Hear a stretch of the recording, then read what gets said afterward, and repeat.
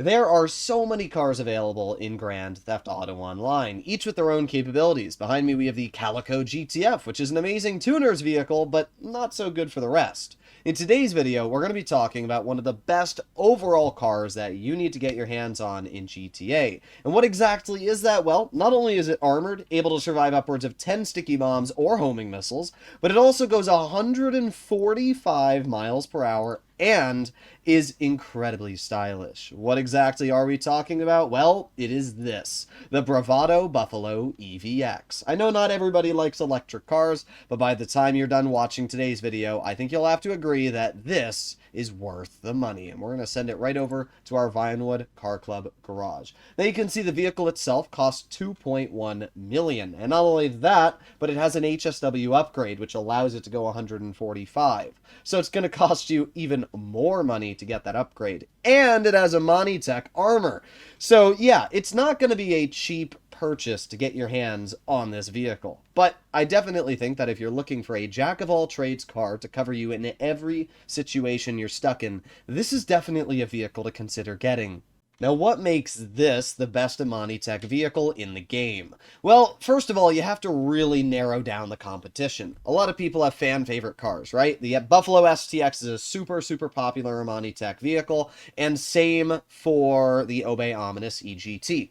Well, first of all, the Buffalo STX survives 6 less explosions when it comes to sticky bombs versus this vehicle. Not only that, but the Buffalo STX has a top speed of 126. This can go 145. That's basically a 20 mile per hour advantage for this vehicle. So not only is this car faster, not only does that better handling, but it also can survive more explosions. So yeah, it's definitely better than the STX. The only advantage the Buffalo STX has is semi-bulletproof glass, which really doesn't mean much. And when it comes to the other vehicle, like an Obey Ominous EGT or even an Ocelot Virtue, both of those cars have still much slower top speeds, and they have the same durability. So yeah, this is just the fastest electric Imani Tech vehicle. The only other Imani Tech HSW vehicle that you can get your hands on is the Gratiatali Stinger TT. And guess what? People hate that car due to its handling. This vehicle does not suffer in the handling department, but it is going to cost you a lot. Not only was the vehicle $2 million to purchase, but it's another $1.3 million for the HSW upgrade. So in total, that means I spent around $3.3-ish million getting this vehicle just to its HSW state. Now we're going to upgrade the car. We got some bolt-ons, which we can do. Actually, I'm just going to do the wide arches. I think that looks better. We can do some HSW brakes. We got some bumper options. We can do a carbon wing splitter. We can do a secondary one. Let's go with carbon. Rear we can do as well, a carbon one. Yeah, let's go with that competition diffuser. We got engine upgrades, once again, HSW. We got some hood designs. There's actually a lot of cool hood designs. So you've got the street vent hood, you have the Buffalo hood, and the clean hood.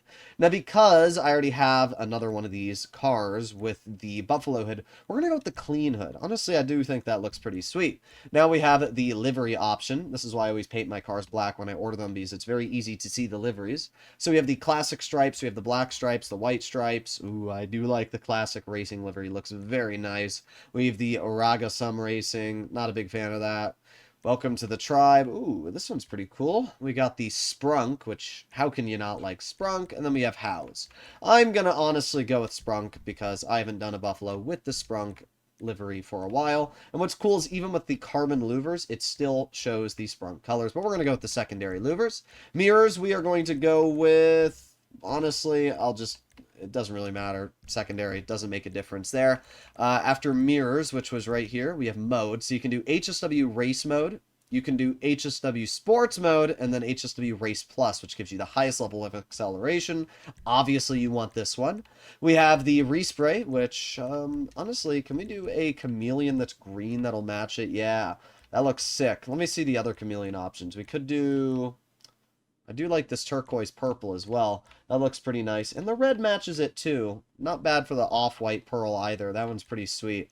But I think with this vehicle, we're definitely going to go with the green flip. That's definitely the way to go.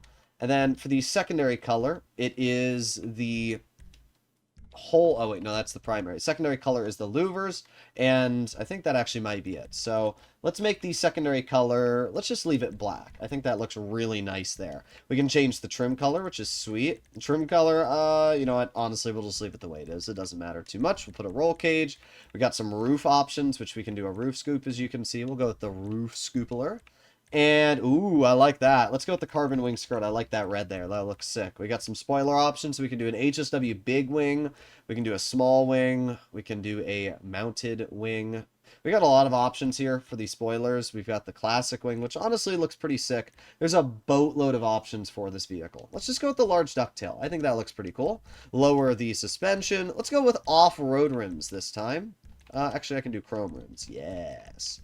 All right, and then we just do custom tires, bulletproof, and to finish it off, we tint those windows, and there you go. Our vehicle is now fully upgraded. Obviously, not everybody's going to love the livery and design I put on it, but I do love myself a Sprunk vehicle, and my Buffalo STX also has the Sprunk livery, so I kind of had to follow suit. I'm a little confused because Imani Tech armor and upgrades are supposed to show up inside of the GTA Plus garage, but I guess not, so we're going to put on the body armor inside of my agency, and then we go over to the Imani Tech tab, and we can also put on the missile lock-on jammer for 200,000. Now, you can also put on a proximity mine for an additional 135, but if you do use the proximity mine, you're not allowed to use this vehicle in HSW races. So my recommendation is to just stick with no proximity mine. Plus, it's only slicks, so it's not actually going to do all too much. But just like that, we now have our fully upgraded HSW vehicle. The best way to compare the EVX and the STX is by pitting them against each other on a lap time comparison. Now, I'll be honest, this was closer than I expected it to be. I honestly expected the EVX to smoke the Buffalo STX, but there is one advantage the STX has, and that is simply handling. The STX is a bit slower, and not only that, but it's rear-wheel drive, which does give it a little bit better turning radius versus the all-wheel drive and much heavier EVX. But the advantage of the EVX is that acceleration and top speed. I mean, look at just how much faster I was able to get to certain areas in the EVX already, and that is giving me a big advantage in this lap time already. We're getting already through these jumps here. Second jump done, where the STX is now just getting to the second jump. And you're really going to notice that acceleration when going through this uphill variant here. Look at how fast I'm making my way through this area with my EVX. That acceleration, that speed is just crazy. And even if my handling isn't as good, just the fact I'm able to power through this hill with that electric engine, it's definitely faster. Boom, got the checkpoint, and we are still going, still going, still going. Boom, just got the same checkpoint. That's definitely like a 5-second advantage for the EVX. But the STX is going to get a huge advantage when it comes to the downhill segment. And that is because the STX, as I said, features better handling. You're going to see here the EVX definitely struggles to take these corners incredibly tight. It's not bad handling at all. Like, I actually think the EVX handles very well. It's just the STX has incredibly good handling, even better than vehicles like the Dubachi Champion, which is in the supercars category for Imani Tech vehicles. But yeah, the STX is doing great, and the EVX is holding up pretty well. You can see we are right now getting onto the bridge with the EVX, boom, and then the STX is still a little bit behind. Now it gets on the bridge, and now we are on this straightaway. As you can see, this is where that pure acceleration from the EVX just completely dominates. Here we go, full speed, where the STX is still quite a bit behind, as we can see now, just hitting the bridge. And we are just going to continue to use that acceleration and top speed with our EVX all the way down this road. We are now just under the bridge. Look how far back the STX is. It is now getting under the bridge. So yeah, that is a big advantage for the EVX. Once you get to those straightaways, it's just in the lead by a huge amount. And honestly, the EVX has been in the lead the entire time. There's not been a single moment where the STX has caught the EVX. So it's not like the EVX is slower in any regard. Yeah, its handling is a bit worse, but because it still has better acceleration, it just gets there quicker. And we can see it finishes, and the STX is now getting around the corner and done.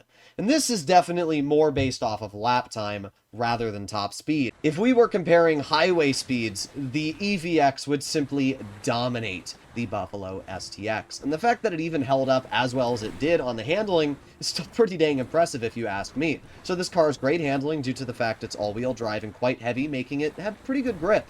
And it has fantastic acceleration. And when you pair all of that with the ability to tank 10 homing missiles and 10 sticky bombs, which is 6 more sticky bombs than the Buffalo STX or any of the gas-guzzling Imani Tech vehicles can, in my eyes, this is one of the best Imani Tech vehicles in the game. Obviously, I'm not saying that you have to go out there and buy this car. It's your choice and it's your opinions. But this video is hopefully going to help you decide on what you think is the best Imani Tech vehicle. Hopefully you enjoyed today's video, and if you'd like to see more content like this, please consider smashing that subscribe button down below, and I'll see you all in the next one. Bye-bye!